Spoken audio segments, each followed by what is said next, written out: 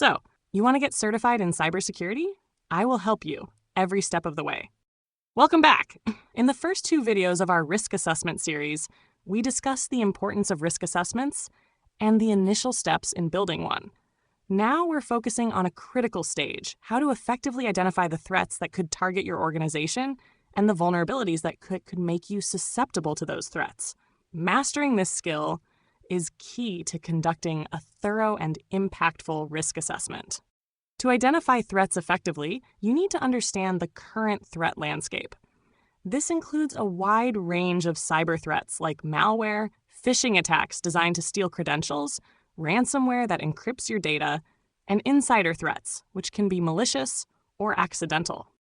Let's look at some specific cyber threats. Distributed denial of service, DOS attacks can overwhelm your systems, SQL injection can compromise databases, cross-site scripting, XSS, can inject malicious code into websites, and social engineering manipulates people into revealing sensitive information. It's important to remember that threats aren't just digital.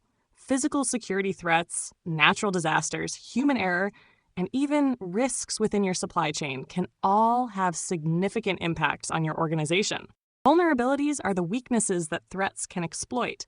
These can include software vulnerabilities in your applications, unpatched operating systems, weak or default passwords, and misconfigurations in your security settings. Identifying these weak spots is crucial for proactive defense. Fortunately, there are tools and techniques to help you identify vulnerabilities. Vulnerability scanners can automatically detect known weaknesses. Penetration testing involves simulating attacks to find exploitable flaws. Security audits provide a systematic review of your security controls, and threat intelligence keeps you informed about emerging threats. Identifying threats and vulnerabilities isn't a one-time task. Continuous monitoring of your systems and networks for suspicious activity, setting up alerts for potential issues, and diligently applying security updates and patches are essential for staying ahead of the curve. A valuable technique is to think like an attacker by engaging in threat modeling and considering various attack vectors and potential scenarios. You can proactively identify weaknesses that an attacker might try to exploit. And that concludes our lesson on identifying threats and vulnerabilities.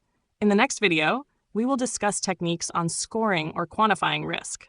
For more valuable content, come visit our website, securetechacademy.com. Sign up for our newsletter and explore our premium courses on Udemy, designed with you in mind, using the latest technology to be more engaging at a lower price.